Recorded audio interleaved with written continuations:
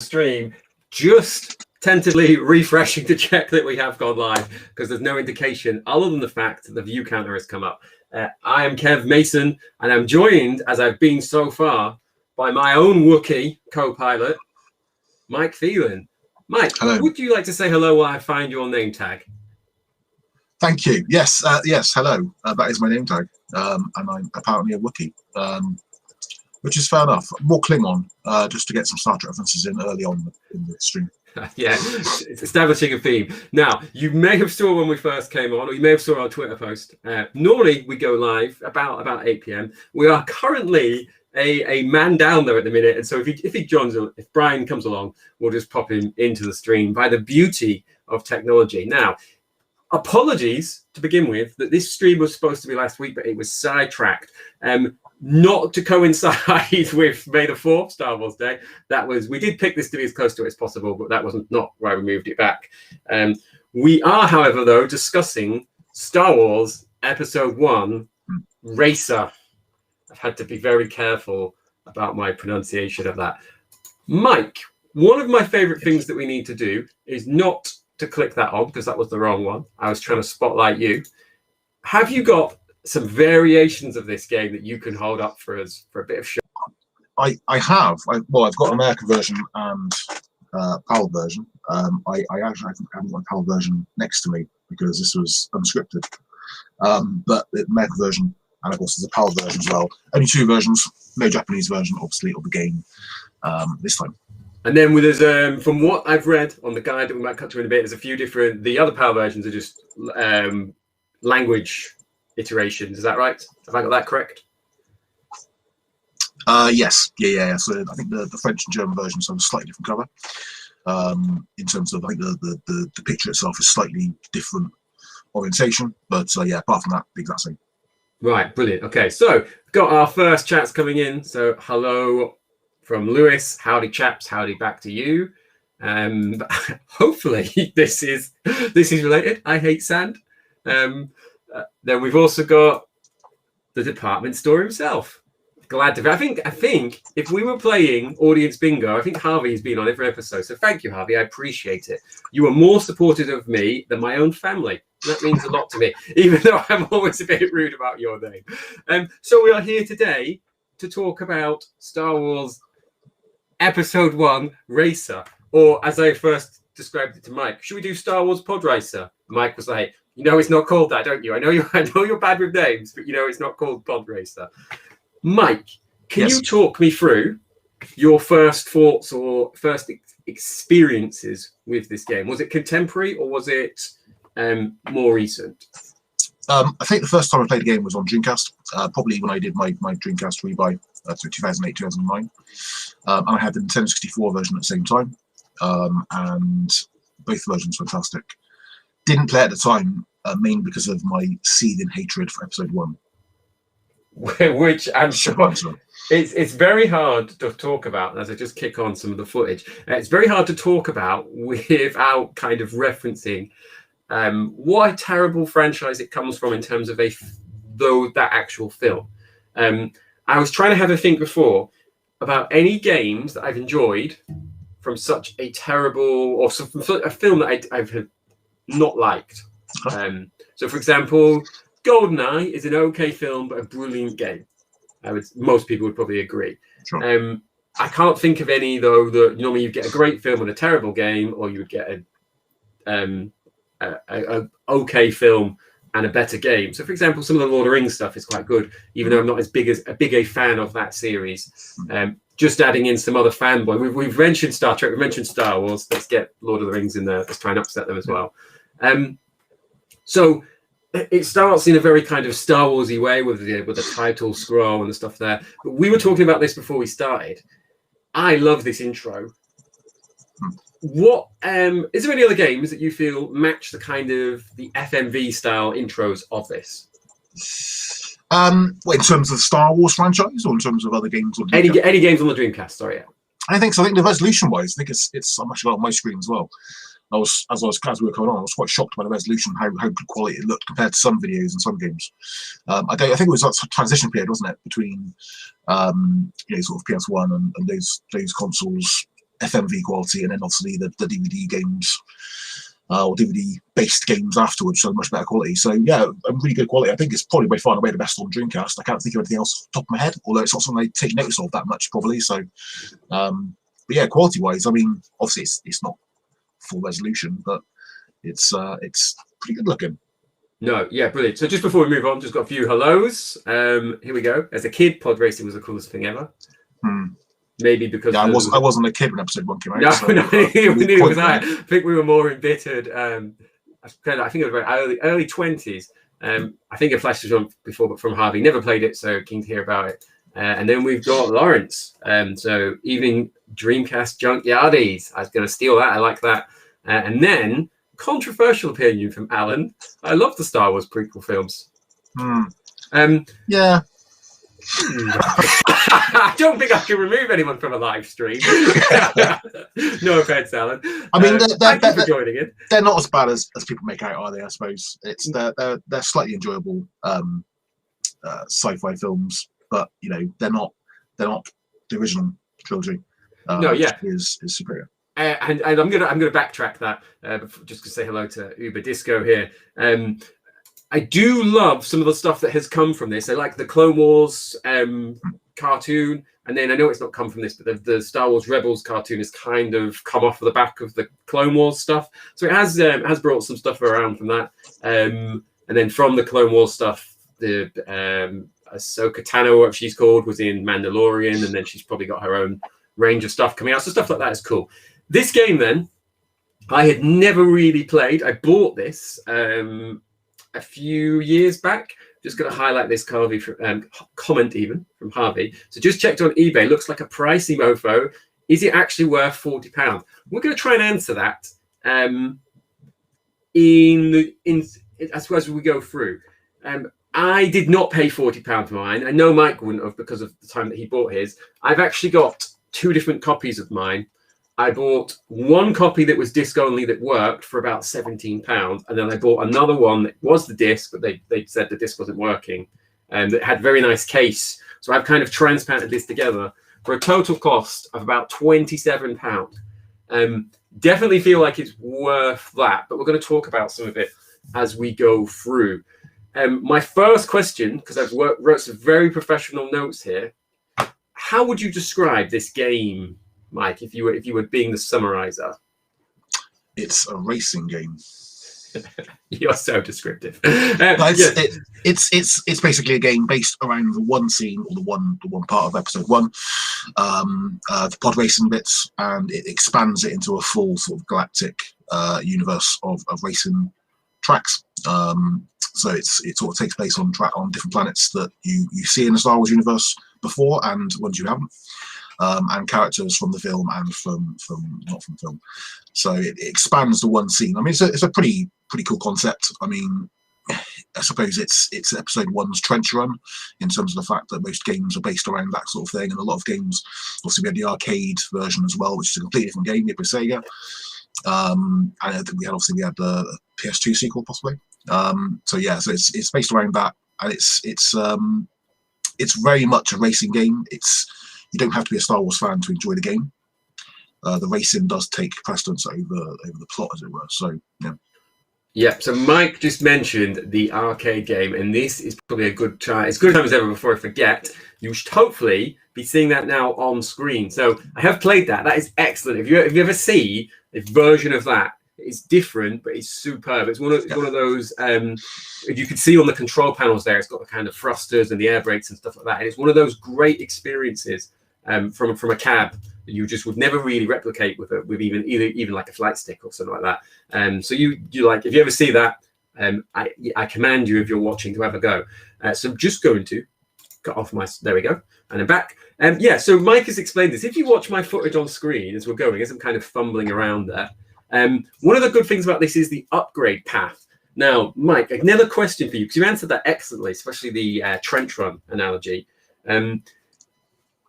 For those of you who can see, I've got my Wipeout t-shirt on. Is this just a Wipeout clone? No. I mean, again, succinct answer. No, it's nothing like Wipeout, really. I mean, obviously it's a racing game, so it's a futuristic racing game. But So my title here is Unfair: Star Wars: The Clone of Wipeout Pod Racing.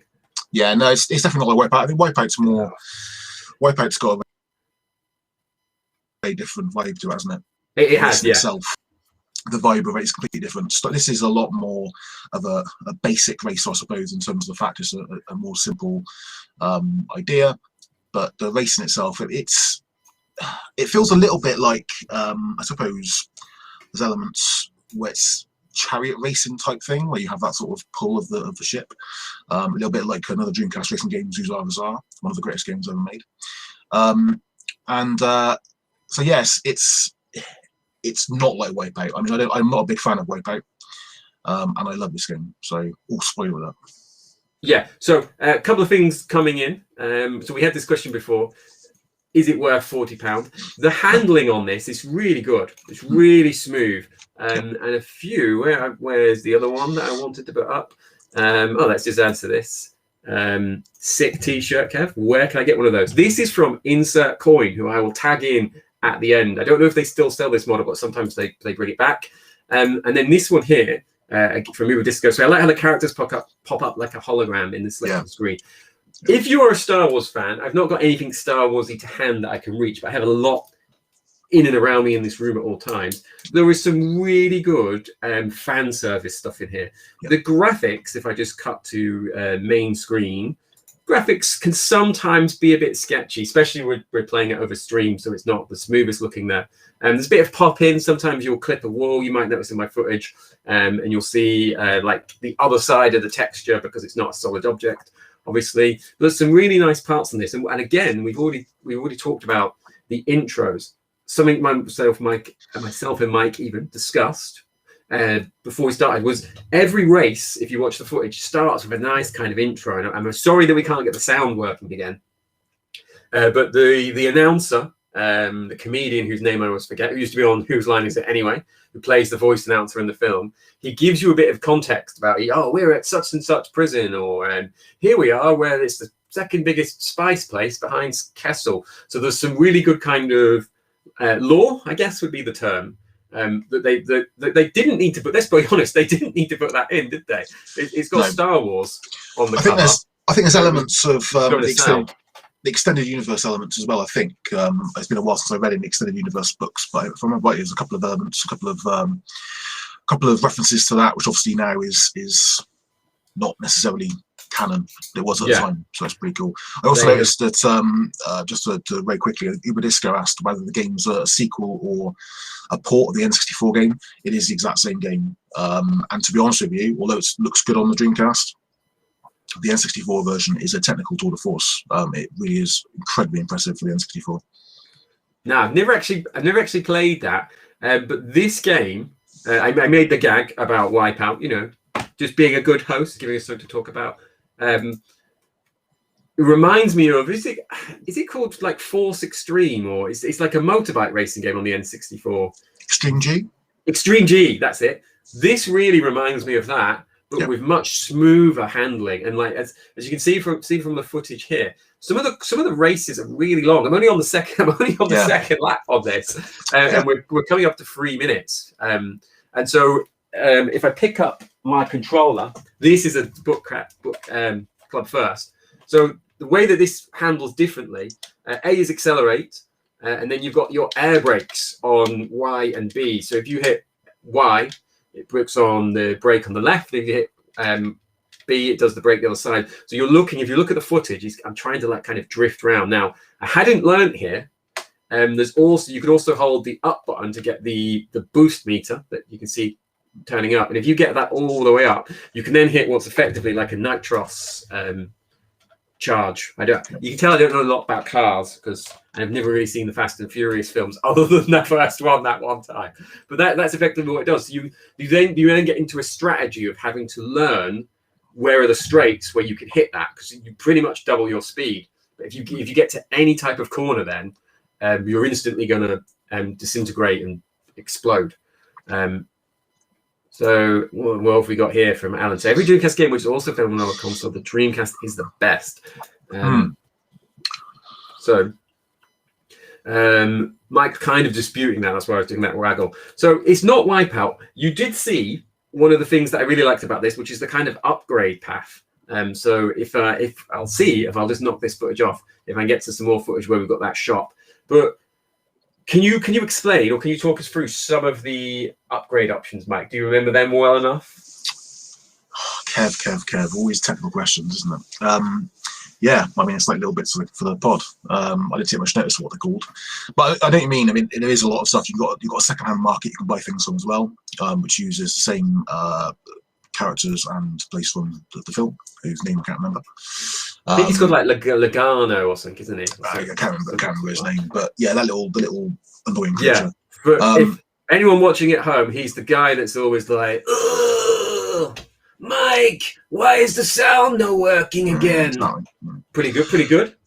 Yeah, I mean, it's the entire game. So you have to basically just get the credits for racing. You sort of have a choice of whether you want to go for winner takes all, or it's spread evenly through the other race finishers, and then you sort of buy the upgrades to then go forward.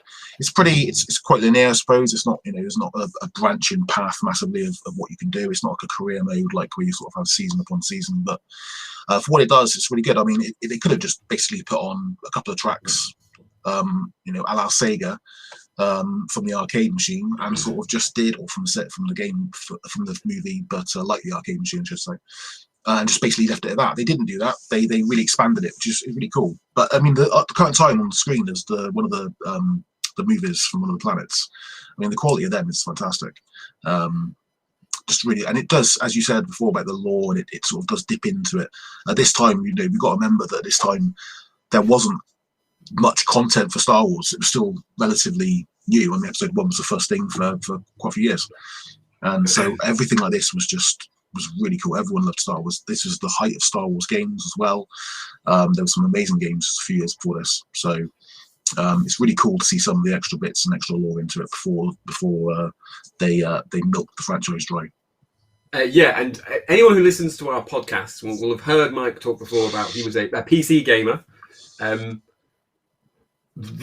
What I would say, had I played this at the time, this would probably have been the best Star Wars game I had played on a console. I'd played like Dark Forces at a friend's house. I hadn't got around to Jedi Knight, the first one in the blue case. I don't think that was out yet. And this is a real kind of faithful fun. I could imagine having a friend play this who doesn't like Star Wars and then really enjoying the concept, especially if you didn't show them any of the Star Wars stuff, and it's got Star Wars music, but it's this music from that trilogy or that series of films. So you might have missed that area. I'm just crashing into the wall, but it's got a really good kind of, like I said, the handling, the boosting. The first races are very easy. It's a bit deceptive. But once you start to get into the trickier courses, and once you get into the trickier cups, it becomes a real kind of challenge about learning. Could not do that jump, for example, the first 2 laps. Nail it here on the first one when we come around to that. But it becomes a real kind of challenge of remembering the courses and thinking about what you're doing and where you're going. Some of them, and this one, not an excuse for Mike, because I'm not great at racing games, but some of the courses I did find a bit dark. And we've got... here we go. We've got an ignorant DC fan who's never experienced VGA, and then we've got some talk about some of the cables.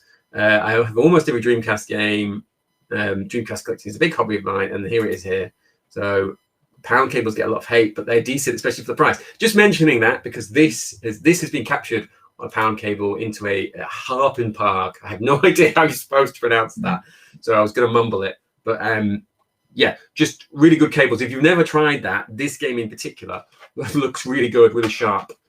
Fire that. I've kind of lost where my question was going, though. We were talking about upgrades, and I know I've asked you this before, Mike. This game has an actual junkyard in it, and we are the Dreamcast Junkyard. Sure, yeah.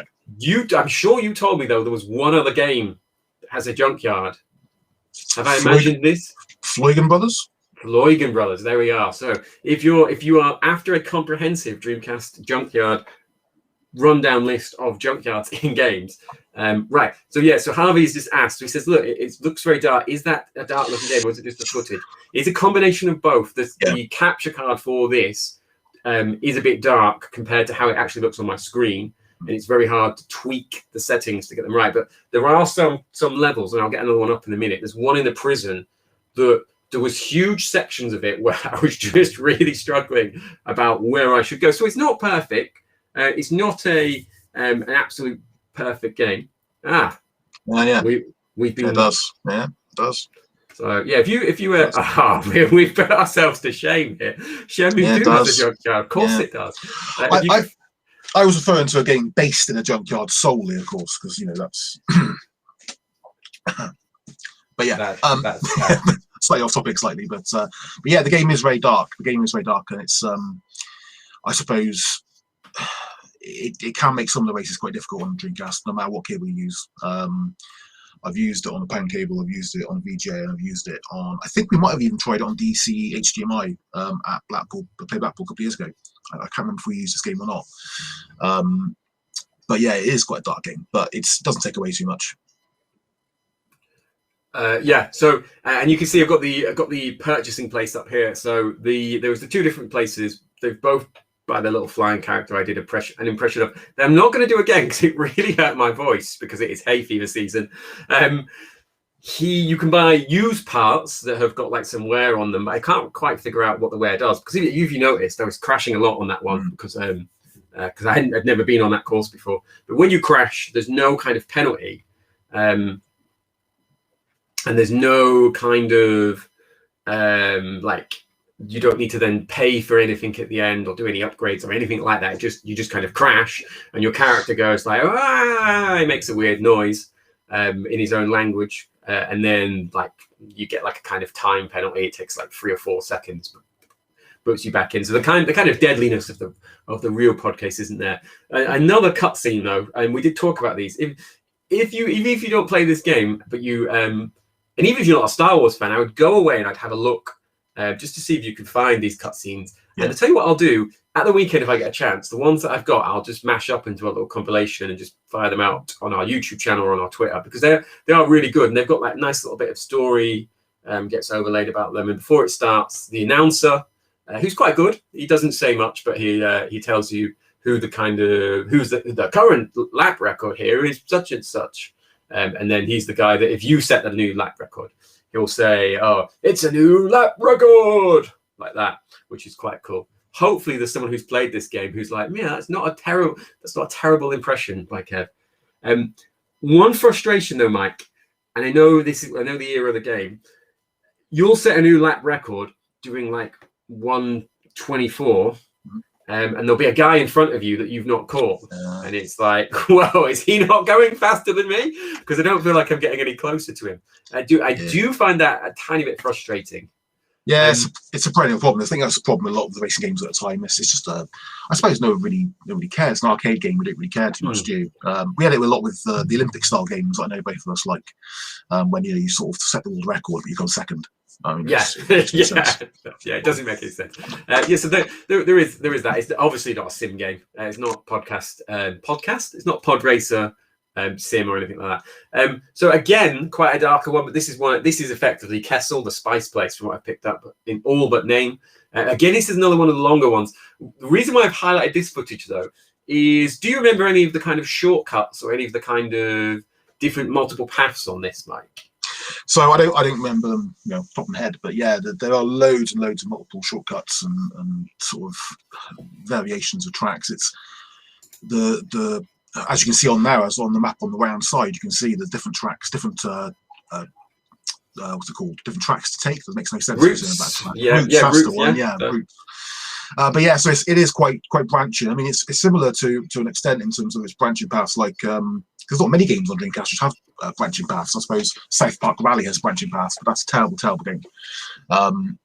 So yeah, it's quite cool. But there's lots of things to learn, and you've got to really know the best routes, which you get to. But it's the great thing about Pod Racer is that, or with Racer, not Pod Racer, second time I made that mistake now. But the great thing about the game is that it actually it's really good fun to play, even if you're learning stuff. A lot of games, you sort of, by the time you learn them, you sort of bored of the track already. But these tracks are really quite cool, especially if you're a Star Wars fan and you're into the lore. There's lots of little side bits and things going on. Yeah, we did talk a bit about the kind of the championship. It's not a championship mode really, but you've got a series of. I think the first one is called like Amateur Pod Racer or something like that. And if you win that, and my footage will get there in a second. If you win that, you get invited to an invitational, and then there's an advanced one or the master race or something like that. If you and I did try this just to experiment. I was doing quite well at the early ones. I'd done a few upgrades, and then I jumped straight into the highest series that was available. I got absolutely smoked, but it was through playing that and actually having other racers around you that I started to pick up on some of those routes. So pick up on some of the you can go over one of the sand dunes, or you can go around something, and then there's a really sharp bend, but then you've got enough straight to hit the booster. I was on about like hit forward, get the speed up, hit the booster. There's a really good part with that as well of it makes the I think it's the car. It makes the pod racer too hot. And so you need to then be worrying about then if you hit anything, you'll instantly explode. So there's quite a nice a balance there between how long can I put this on and how long can I keep this going. So that's something for people to try. I'm a bit sad that Brian isn't here, because I know he himself has got some Jedi skills when it comes to races. So I'd love to have got his thoughts on some of his best times or some of the strategies for that. But myself and Mike, if anyone here happened to play Blackpool when me and Mike were playing Ferrari 365 or whatever it's actually called, 355, it was not a high skill race challenge, was it? And we were on the oval track. So yeah. But, I like arcade racing games. I'm not so big on The Sims, but yeah, the game is. I mean, the great thing about the game is, when I say great thing, I think a lot of Star Wars fans will be drawn to the game because it's a Star Wars game. As you said earlier on about the great games at the time, you had things like Jedi Knight, you had TIE Fighter, X-Wing, all those games, and I think a lot of people will have picked this game up because it's a Star Wars game. I don't know whether every Star Wars fan is going to find a lot of enjoyment in the game. It is very much a racing game over a Star Wars game, which I think is quite good actually, in terms of the fact they actually did do that and didn't just do a whole mashup of genres. Didn't work. Something like Star Wars Demolition, which I know some people love, but I don't understand why. It's terrible. It's that didn't work, and it really didn't fit Star Wars, and it didn't fit the style of the game. This one I think fits perfectly for a racing game, which is really cool. So I think it's more for racing games than Star Wars fans in the gameplay wise, but there's enough lore to get people away. Go through, yeah. And so I was just about to cut to something to show us, but let's go with the comment here. Although I have every Dreamcast game, there are very few that I'm actually good at. No one has ever sent in a more relatable comment. I don't feel like, Alan. Completely get that. Yeah. Right. So yeah, we were talking about the kind of like where this lives in the Dreamcast landscape. And so, Mike, a little quiz for you, because I know you were involved in this. Do you remember roughly where this placed in the Dreamcast top 200 games? It placed, I think it placed at 95th, like that. That's that. I'm impressed with that. That's good recall. It was 101, and it interestingly, it didn't seem like it moved between. Was 2013 the first one? The second one, yeah. Second, right? Yeah. So it didn't look like it moved between the two ones that the two polls that we have done. So it is 101st on the top 200 Dreamcast games article that we have up, in between Worms Armageddon and Evil Twin. So it's some pretty good company, I would say. Yeah.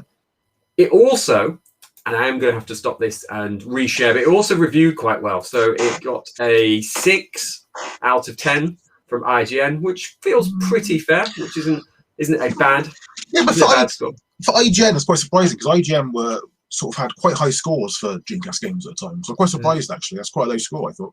Yeah, it is. Yeah, I've tried to use IGN because I noticed I used them for the first couple, so I thought it's quite consistent. I did notice though, it's a different person who had reviewed that to we'd seen review the other games. So yes, that might be part of it. Have you ever played the mod? There is multiplayer on this. Have you ever played this? I have a feeling like we're going to have the same conversation we always have. In terms of local multiplayer, there's no online, is there? No, yeah, local multiplayer. So yeah, I think I have. Yeah, I think I have. I think I have a slim recollection that me and Tom played it once, but that's only very slim. But yeah, I definitely have played a 2-player. Yeah, so it's pretty good actually. I mean, it takes a hit a little bit with the graphics. You can tell that, and obviously the frame rate goes down slightly, but it's still pretty good. I mean, we haven't mentioned it actually that much, but the game is incredibly fast. Yeah, I mean, it's not just fast; it's incredibly fast, and there are moments where it does perhaps take on a bit more of a roller coaster ride feel than a racing game, but not too many, as a couple of times. But yeah, it's a really fast game. But obviously, because of what it does and because of the frame rate, and it's a really speedy game in single player, multiplayer always takes a little bit of a hit. But yeah, good fun. Yeah, and I feel like that can help you forgive some of the kind of texture popping and some of the coloring, because it's only really when I've been watching that back that I've been a bit like, oh wow, there's some really bad popping here. But I don't notice that as much when I'm playing. And it's got the kind, you saw the little droid pit robot and stuff like that there. That was me kind of just winning and unlocking the first series. And like I said, not great at this game in particular, but not great at races. But it was quite nice to get through that first one. You could imagine, especially if I was younger, and I bought it. Well, I say younger, I would have been like 20. But if I bought this and I didn't get on with it, but I would have committed to it, because you could just keep upgrading and get to the stage where you can kind of like superpower your car to kind of compensate your lack of skill. So I do kind of like that system they've got in the game that will allow you to do that.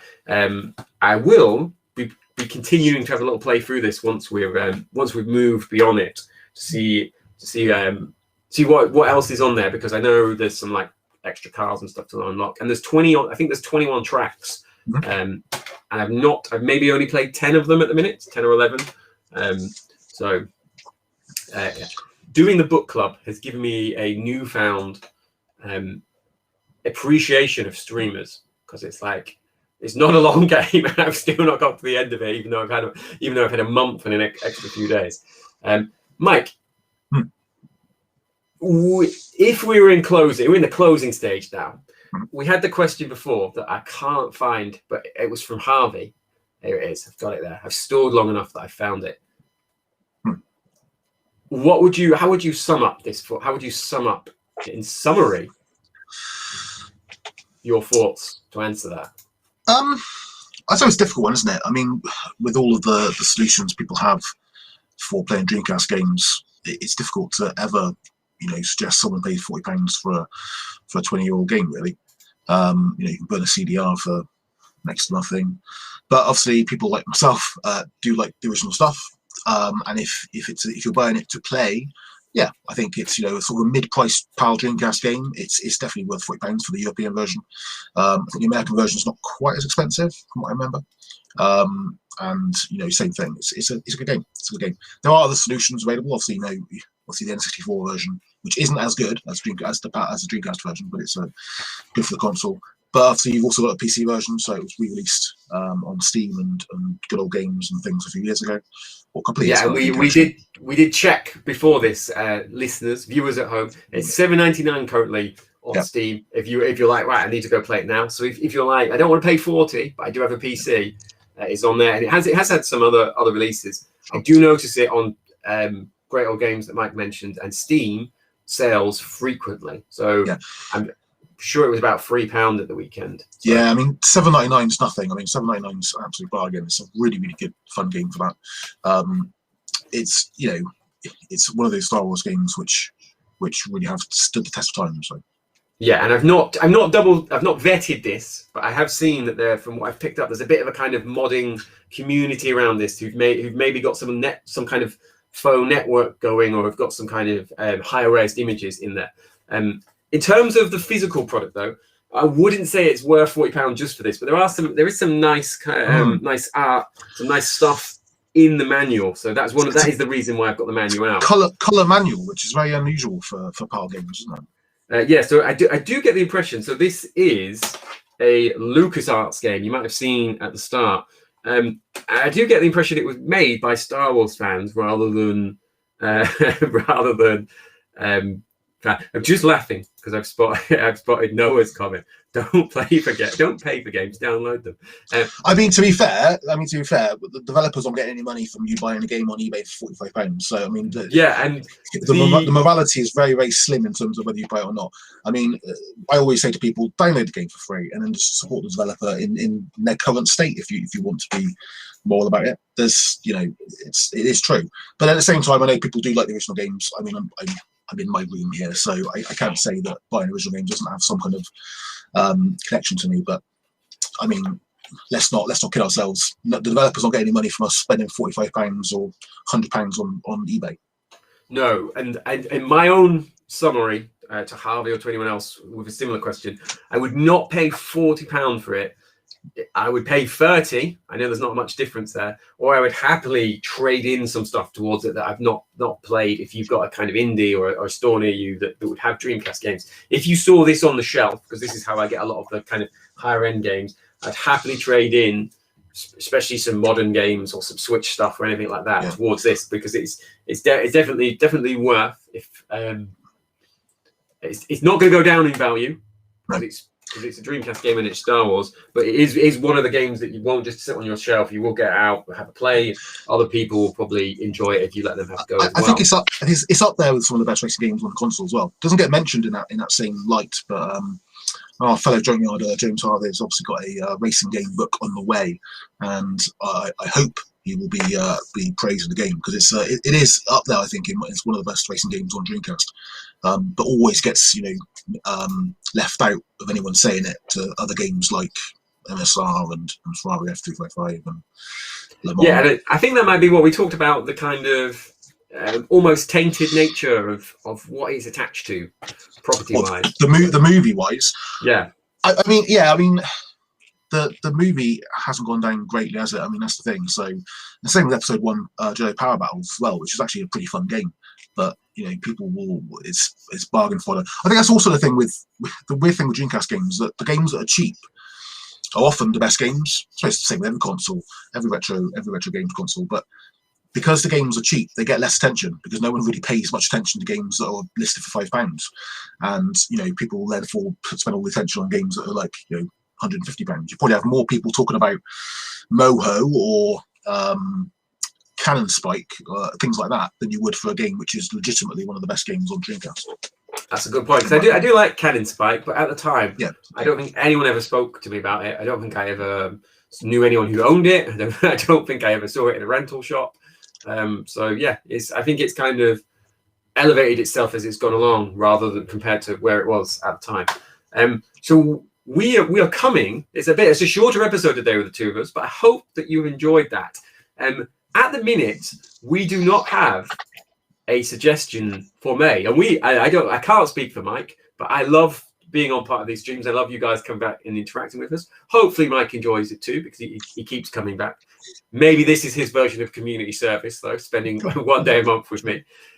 So if you've got any suggestions for the May Video Game Book Club, please feel free to hit us up either now before you leave on the chat, at the DC Junkyard on Twitter, in our Discord if you're there, which I've still not made a graphic for, and it's always this time where I think should have made a graphic.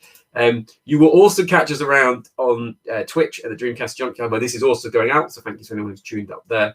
But yeah, just let us know if there's anything that you were like, I would like to see the guys play this game. Let us know, and we'll give that a try. We'll go with what you guys suggest. I might need to download it, like Noah suggested. Mike almost certainly will own it though, so I think he'll be fine. So thank you very much. I'm going to give you 30 seconds, Mike, because it is, unless I'm mistaken, it is the elections somewhere. So I want you to close with your 30-second thoughts on why people should keep playing the Dreamcast. Why they should vote Dreamcast. I genuinely thought you were going to ask about the elections then. I thought that is a dangerous thing to ask me. I know you better than that. We've still got viewers. What was the question? Sorry, why would you vote Dreamcast for? People vote Dreamcast in 2021. The console as a whole of the game. The console. I'm thrown, Kev. I'm thrown. The console. Why not? There we go. There we go. Right. Thank you very much, guys, and I will catch you next month. I nearly said this time next month, but you're not going to know what that is. We will push out the details. Thank you very much for joining in and for your chat. And please give Sega Dreamcast Star Wars Episode 1, A Clone Racer, Poddington Drag Race Edition a go, because it is a very good game.